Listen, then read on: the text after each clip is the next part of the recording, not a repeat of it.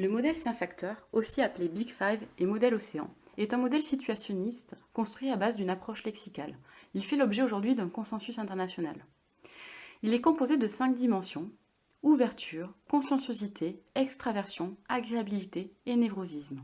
Il existe de nombreux questionnaires pour mesurer le Big Five, mais le plus connu et le plus utilisé est le NeoPR, qui est composé de 240 items, 60 facettes, 5 dimensions, que l'on mesure sur une échelle de Likert en 5 points. Le NeoPR a été développé par Costa et McCrae en 1985.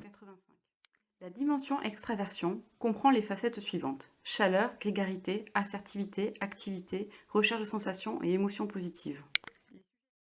La facette des émotions positives est corrélée au bien-être subjectif.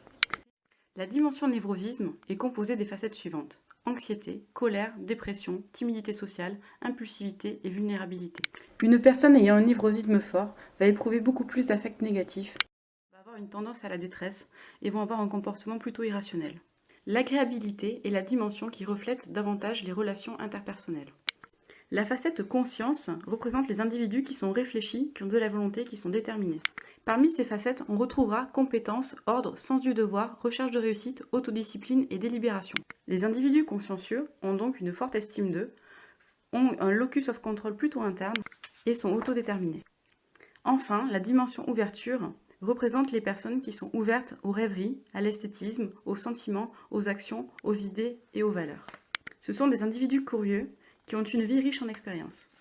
Notez qu'il existe des liens avec le 16PF de Cattell, les 3 dimensions des SEG et le modèle du Big Five.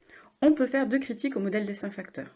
La première est qu'il se contente d'apporter une description, et la seconde est qu'il ne prend pas en compte de la situation, mais mesure les facettes en absolu pour l'individu sans prendre en compte des circonstances. Il néglige également les influences sociales, qui pourtant modulent la personnalité et le comportement. On trouve dans la littérature énormément de corrélations entre les dimensions du Big Five et des paramètres importants, comme le locus of control, l'estime de soi, la résistance au stress, le courage, l'autodétermination. Il reste à ce jour le modèle le plus utilisé en psychologie de la personnalité.